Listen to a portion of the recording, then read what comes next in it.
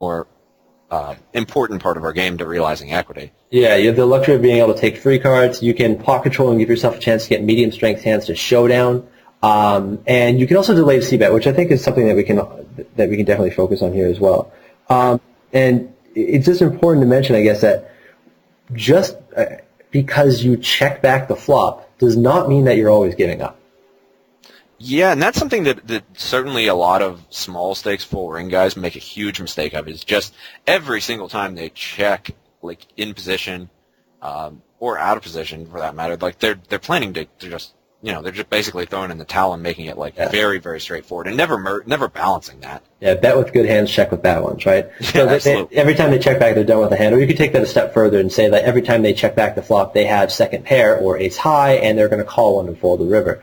So it's important, that I wouldn't say it's necessarily like overly important that you're protecting against this, because a lot of people they're not capable of or not willing to adjust or run big bluffs against you when you do show a weakness on the flop by doing something like checking back.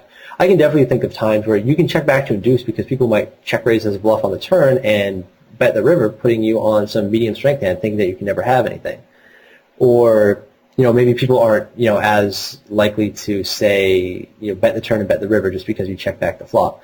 So checking back to induce isn't quite as important. And maybe against like passive taggy guys, you can still just kind of always have exactly what your hand looks like when you check back, and it will be okay. But yeah, in general, I'd say, it's not, when you do check back the flop, you're not always giving up. You do have the option of delayed c-betting. You can bluff raise turns. You can improve on the turn. Ding, ding, ding, back to taking free cards, right? Yeah, I think something that players don't do enough of is like realizing that certain players are taking that check as giving up and then bluff raising the turn. With like a somewhat balanced range is going to be important as well. And I guess we've skipped ahead real quick, but I think that probably leads us into the next point. Did you have anything else to say there, Rick? No, I think I'm pretty much good. Okay, I think the next point, the next thing we found, and I went ahead and skipped forward to it, so no need to, I guess, pull back, is kind of a post we found on the CardRunners forums. That kind of addresses just about addresses a few of the things we're talking about, where like he kind of posts, and I'll go ahead and just kind of generalize it. Basically makes a post like where he opens tens in early positions and gets one caller behind, which is a relatively common situation, and then he lists three different types of opponents on this ace-king high board. Yeah, ace-king X rainbow board. And he's kind of asking, what do we like to do against these opponents? So I think Rick had answers for each of these, really. Yeah, I think the common response in this thread was kind of like, well, I don't know, I would bet fold or something like that, or I would, check fold, or I don't know. But there's a lot of kind of varying responses. Kind of what I'll say is this. It is good to check these boards against people who will either not bluff when you check them. So, for example, the 9-7, maybe every time he has worse than tens, he's just going to check it down and get it to showdown. And every time he has better, he's going to bet, so you can happily check fold to those players. Or you can check these flops against people who, you can check them against a lot of different players, but you can check them it's probably best to check these boards against people who will bet once when you check them and then will shut down, meaning that it's very easy for you to kind of get your hand to showdown. I think it's kind of important to mention that, like, probably good regulars aren't going to be doing that quite as much, like randomly spazzing on these kind of boards. Or betting once and then shutting down. But it's kind of weird what you see, too, though. Like, here's what you'll kind of get a lot of times. Some people will randomly just bet when checked on this board, and they'll get called, and they won't be thinking about anything. They'll just, they'll get check called, and they'll go, okay, my bluff didn't work, I'm done. Check, check, check, check. And then you happily get your hand to showdown. Other people will put you on tens when you check call this board, and they'll still check down. For some completely unknown reason, they'll just know, he check called, I guess I'm done. And then other players will... Well, I think it's because you showed enough to check call once. I mean, obviously you can do it. You're going to do it 3 times with tens. Or some guys just have one bet in them. You know what I mean? Yep, and then absolutely. You'll get other players who, you check call this flop against them, and they put you on tens, and now they bet multiple streets specifically to try and get you off that hand. In which case, you can do a lot of things. One, if it's going to induce against players like that, it's definitely fine to start check calling stronger hands on this board. Or if people are flatting reasonably wide and just always betting when bluffing multiple streets when check to here, who says you just can't check call 3 streets to induce? It's clearly going to be better than betting because it's one of those spots where it's pretty much a way ahead, way behind spot. And it's a situation where if you bet, almost all worse hands will fold and all better hands will call you. And if I guess if some player decides to get festive and raise you as a bluff, I mean, there's really not anything you can do for the most part, unless of course you have a history with them of doing such.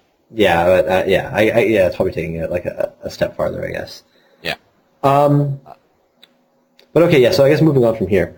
Okay, so I guess the next logical place to go is going to be now focusing on betting turns. And this is something that so many players have trouble with, but I think we've talked a decent amount about setting ourselves up on the flop to put ourselves in the best possible situation for betting turns in a logical, well-thought-out way. And so the first thing we're kind of want to take into consideration is in multi-way pre-flop pots, you'll always want to be considering when the caller of your flop bet, you want to be looking at what position what position our caller was in. Whereas generally, if a caller is going to be, and generally we're gonna assume that this is somewhat of a competent player. Obviously, a 60-20, he's going to call you with a flush draw from anywhere. He's going to call you with mid pair from probably anywhere. Sure. But it's safe to say that like a good regular is probably at least taking into consideration the 4 people or 3 people or 2 people left to act behind him in a multi-way pot when he makes a call. So his calling range with those players left to act against your c-bet is going to be stronger than his calling range against your c-bet when he's the last person left. Yeah, he's closing the action. All the information.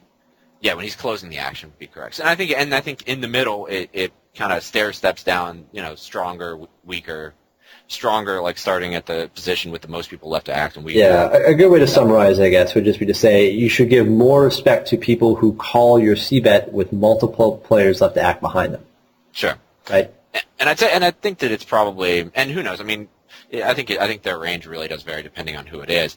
And obviously, the next concept we want to talk about is kind of how does the card affect the perceived ranges? Does it hit your? Is it like, are we on a 6-5-2 board and the turn's a king? Which obviously that like overcards are going to be generally good for your barreling range. As like kind of on that said board, like it's not likely that the king is improving our opponent. So it's probably a scare card unless he's just flopped a monster on us. Yeah, and also like it's important to mention like not just like we don't just want to talk about the obvious things like obviously like an overcard coming off is what you call a good card to keep firing on, but it's also like how does the turn card affect what people perceive your bluffing frequency to be? So like a really good example would be maybe on some raggedy board, the turn is a brick, and you bet that turn, and people think that you're very unlikely to be bluffing there, and then they end up giving you more respect when you double barrel. So sure. It's sort of you mentioned this before. It's kind of like a leveling thing, I guess, right? Yeah, absolutely. I mean, if your opponent knows that that a paired like middle pair pairing is bad for your double barreling range, then perhaps it could be good for your double barreling range because he knows that. Yeah, exactly. And it turns into just levels upon levels, Sure. And I think that like other examples of like bad turn cards and good ones for your opponent's range are like things that complete gut shots, like put out, like low connector cards in like that connect the flop a little. Total. I would say that board pairing cards are bad. Total bricks are bad. A 9 on 10-7-4 is usually a bad card for you to keep betting. Now, are they absolutely bad cards to keep betting? No, they're just bad because you typically don't get respect on them. But I can think of plenty of times where you might want to bet those cards because people expect you to be bluffing very infrequently when they come off. Absolutely, and that comes back to kind of what we were just saying, where like it all is a matter of how thoughtful what level your opponent's thinking you're on, and he's going to give you more credit based on how competent he does think you are on certain cards. Sure. Then this is all sort of related to how much respect will your turn bet get. So like I think there's just 2 little things to mention too, like the presence of draws. So generally speaking, again, if there are draws on board, your bets will get less respect or will be called wider because people will either put you on a draw and call down later, or will have a draw themselves and be calling. Meaning that, generally speaking, I think you want to bet wider for value on draw-heavy boards and tighter as like a pure bluff. Also, how dry is the board? Meaning that, again, this is sort of, it can go either way. On dry boards, when you fire the turn, some people will think, wow, this board is so dry, he can't have anything here, and they'll happily call. Other times they'll think, wow, this board is really dry. What could he be bluffing with? And you'll end up getting a lot of respect when you bet those turn cards. So yeah, it sort of depends on how people are going to perceive your bet, depending on what the turn card is. I would say, when draws miss on the river as well, that you can get a lot of respect there, or a decent amount of respect there sometimes, or no respect, depending on who you're playing against. So again, some people will see all these draws miss, and they'll be like, awesome, all the draws miss, I call. Or they'll see all the draws miss and think, wow, there's no way this guy would be crazy enough to bluff me here. He's got to be expecting me to call with anything. All the draws missed. So again, it just depends on what you're expecting from most people. But in general, when draws miss, it's bad to bluff. There's a sweeping generalization. And another thing that, obviously continuing with the point of kind of the continuing range, keeping your equity against a continuing range, I think it's also important, much like when betting the flop, to be also in the same way, thinking about how your range is going to play against, like, the highest equity versus the continuing range going into the river. So even when we do decide to bluff the turn and bluff the river, we should be choosing to do it with hands that have a decent amount of equity when called. Correct, and I think that's probably, again, like another theme of the video. Certainly, just remove the randomness from your game and throw in, make everything well calculated out. Yeah, don't bet with pocket threes on the queen high board when the turn is a 7. Choose to bet when you turn an open and a straight draw. Choose to bet when you have overs and a gut shot, or just 2 overcards. Anything that has better equity than that, I guess, is going to be perfect. Absolutely, and I mean that's just about anything. So sure. And then I think that obviously have a plan. Little cliche comment to have. I think we actually do have points that we can make on this. I mean, first of all, is know why you're betting, and whether that's for the immediate profit that a bet is going to show, simply because people fold so often, or are you betting to set up bluffs on later streets? We talked, on this page we talked quite a bit about good and bad turn cards to bet. Well, there's a lot of times where perhaps a turn isn't the best card for you to continue bluffing on. Maybe you'll get called quite frequently when you fire, but your river bet will get a lot of respect. People will call down very, very tight, versus a triple barrel. So you can use your turn bet to set up river bet. So it's not like an absolute thing like this turn bet has to be profitable, because you can use that to set up bets on later streets. I think also too, I mean, we talked about this a little bit before we started recording. Probably maybe half the threads that you see in small stakes full ring or the full ring forum on CardRunners or the small stakes forum on CardRunners are hands where somebody called a pre-flop raise with queen jack suited, they flopped a jack, the guy on some dryish board, the guy bet 3 streets, and they're like, how can I, what do I do here? And the majority of the time they end up folding. Meaning that it is actually quite common. You do get yourself in a lot of situations where people will happily call 2 bets against you and fold the river. So you can use that turn bet to set up river bluffs.